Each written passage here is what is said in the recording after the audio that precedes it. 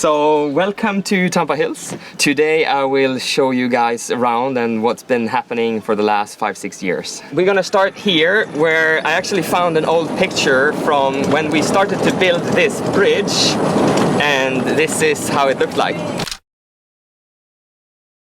The vision we had from the start is really to reforest this mountain, and so far we've planted 90,000 trees, and then we've had 30 people employed since 2018 just to take care of the forest and the reforestation program that we have. So planting trees and pruning and trimming the small bushes that have been here from the beginning, so make sure that they also can thrive, like they are native species. Yeah, this is how it looks like now.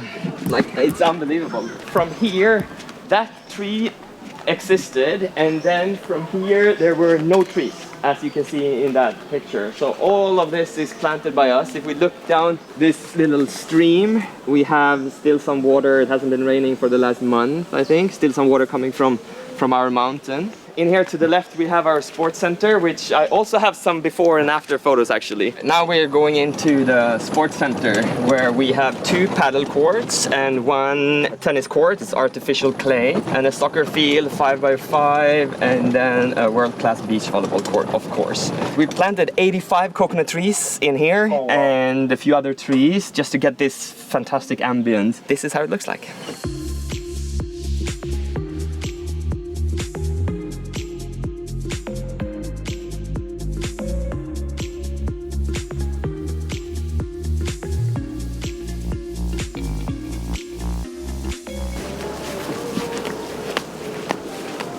We actually built the first paddle tennis court in Indonesia. They were here in June 2019. One of the first things we built here in Tampah. I have one fantastic photo that shows what happened in the sports center. So we had, I think, 6 coconut trees around the beach volleyball court that were existing here before, and then the rest is planted by us. So here you'll see this photo. Here is sand now, and this is up where the football field is. We are shooting that way. So wow. So how long did it take you guys to build this? I think the sports center was maybe 8 to 10 months, something like that. And then we were planting coconut trees, 85 of them during that period. Almost all the coconut trees that we planted are producing fruit, so we were climbing and getting the coconuts down for people that place here. All right, let's go to the nursery. Exciting things to share there. Here we planted 50 different fruit trees to sort of try what fruits that are growing and how the monkeys are messing with us here in the jungle. Here's the extension of the nursery where we have sort of larger trees that are ready to be carried out or distributed across the mountain. We're in the nursery, and this is sort of the heart and soul of Tampah, where everything started. It's hard to imagine, but almost all our hillside were burnt, and people were planting corn or beans or even chili. So one of the ridge sides I remember I walked down, and it was all chili in there. And we wanted to reforest this and get the jungle and sort of that spin-off effect of creating a forest where you have the biodiversity coming back, and you know, you hold water in the ground and etc, etc. All the trees you see around us are planted from us.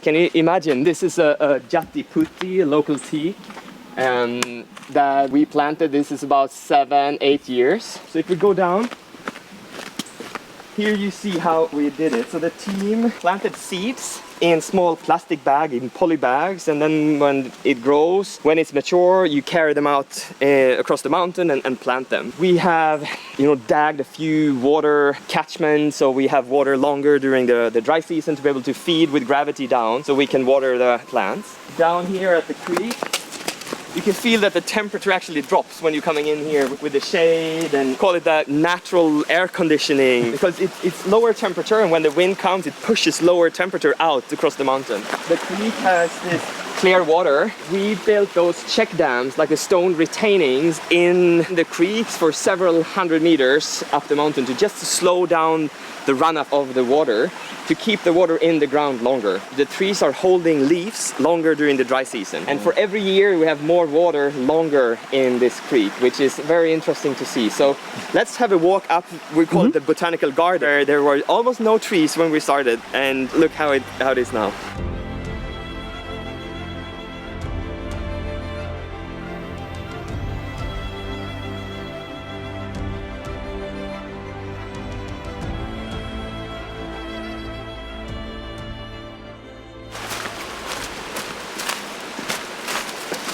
from here, in between the creeks, there was almost no trees. All those trees that you see here that are mature are planted by us. Trembacy, flamboyant, local teak, mahogany, sengon, pandan are thriving. Those really lush, wild plants with a cool root system. Look how clean and clear the water is. This will become our botanical garden, we call it, with small signs of what the names of the trees and the plants. It will be manicured with some grass areas. You can go here for picnic and just play in the creek. There will be a cafe. We have 2 natural ponds, so you can swim in the fresh water. Wow. And just have this jungle experience. We did some soil work here, so that's why it's not 100% clean, but this goes really, really clean. So if we would wait a few more days, this will be clear. And it's about 2 meters in the center. There's actually fishes down here. And those stone terracing is also working as sort of filters, right? So they filter the water, so it is drinkable. It's a little bit high calcium, but definitely drinkable. Yeah, let's walk up and see the other pond. This tree were here, and it's probably doubled in size, in thickness over the last 7-8 years. It's incredible, that root system. Here's another pool. Yeah, here you can really take a dip.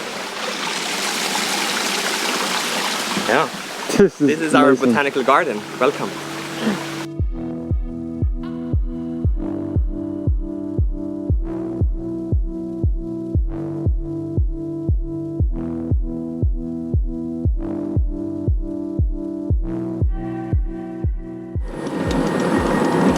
This was the first road actually we built up to sort of the hills, and we wanted to get the trees to shade the roads and get the temperature down so you can walk them with no sun. And also when you're further up the mountain you don't see the roads. So here you can see that the canopies are now folding over the roads and just creating this fantastic feeling of driving in the trees. This photo, look here, this is when we dug the road. It's in October 2018. And I think the photo is right here. This is how now the trees have started shading the road. Yeah, this is a very rewarding area to look into. Normally on the south side of Tampah you hear the waves all the time, so you have that noise. But here, when you're in the valley, it's like total silence, and you only hear the birds and nature, which is, it's a great contrast. The Tampah mountain is sort of formed like a horseshoe, and we're looking at that horseshoe now. One of the rules we have in Tampah that you cannot build anything on the tops, so we don't want to disturb the natural topography of the mountain. So you can build up to the top, or if you're building up, you need to mirror that ridge. So we will always have this ridge line, and then villas integrated into the mountain and the forest. All right, let's keep moving. We're gonna take the road network all the way up to that top. Yeah, let's see.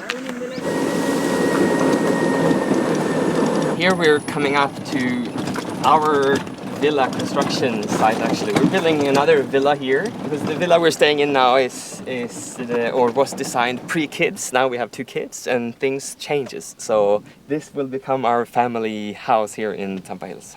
The way we have designed it with our New Zealand architect Greg Shand is that it's hidden into the hill, and it's like a cave, so you can see through the villa on the north side where it's totally quiet and you have this valley and the mountains, and then on the south side you have the ocean. So I'll show you some renders.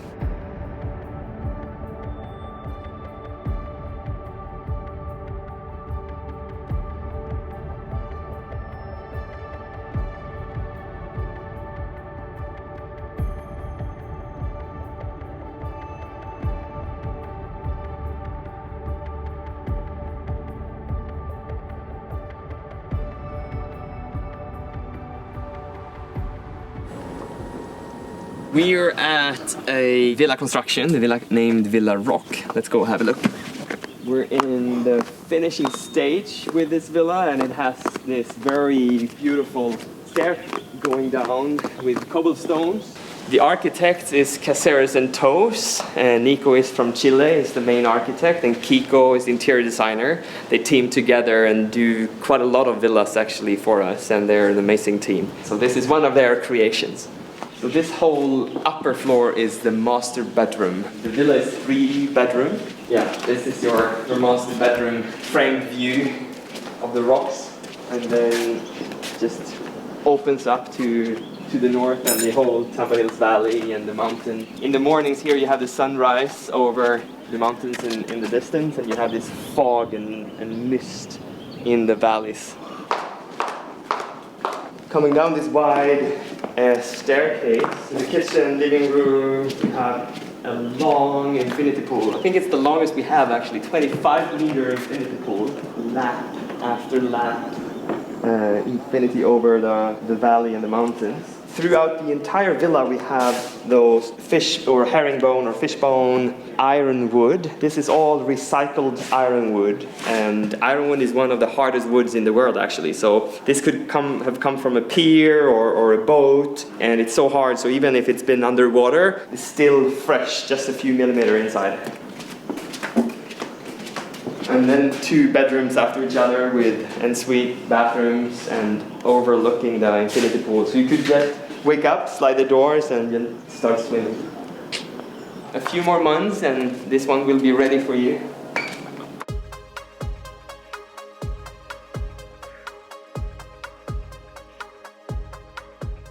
So we're coming up here to Villa V. The arrival experience could be very dramatic here actually. You'll arrive at the airport and you get picked up and you're driving up here to the carport and you haven't seen the ocean yet. You get a little glimpse over the valley and out here. Have this outdoor shower if you need to rinse off. The natural stones leading up to the entrance. Up this way you actually have a little shala for even more dramatic views. This is sort of after your 24-hour travel from around the world, coming into this kitchen living room.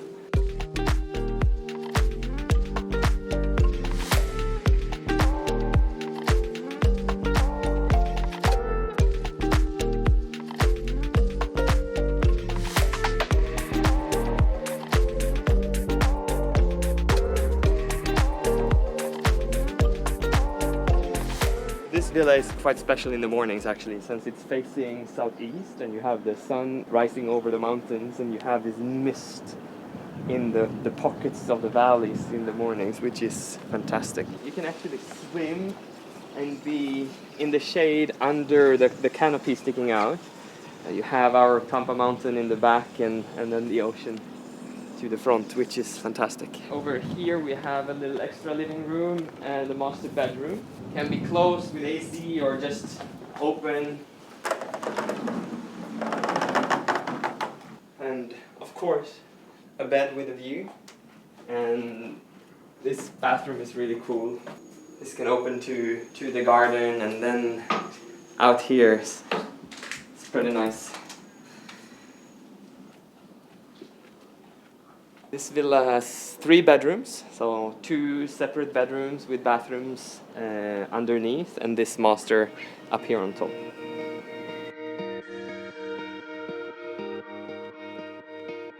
We're coming to Seaside Collective. It's a small little village within Tampah Hills. We have 14 pre-designed villas. 12 are sold out of the 14, and they have a very special place here because they are done with a lot of sustainable thinking. So we're going in and checking one of the Seaside Collective.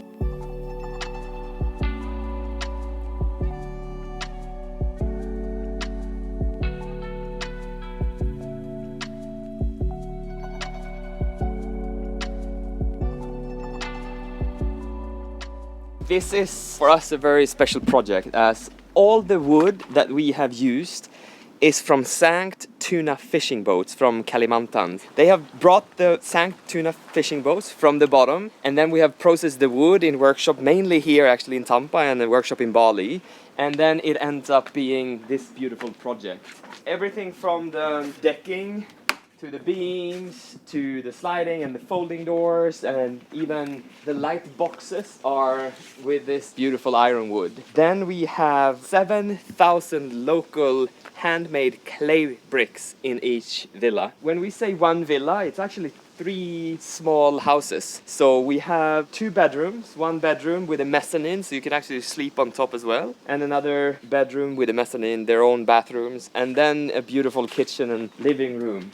And we have planted this whole garden, so it feels very private, even though the villas are quite close to each other. But in here, you don't really see or hear anyone else. Here, this is a nice frame, I think. Like if you just look at this little corridor here and how the wood is framed. A lot of local handcraft is in this project. For example, the local alang-alang grass, which has great isolation, so it keeps the house quite cool. Larger trees that will eventually shade some of the areas here in the courtyard. We can check one of the bedrooms.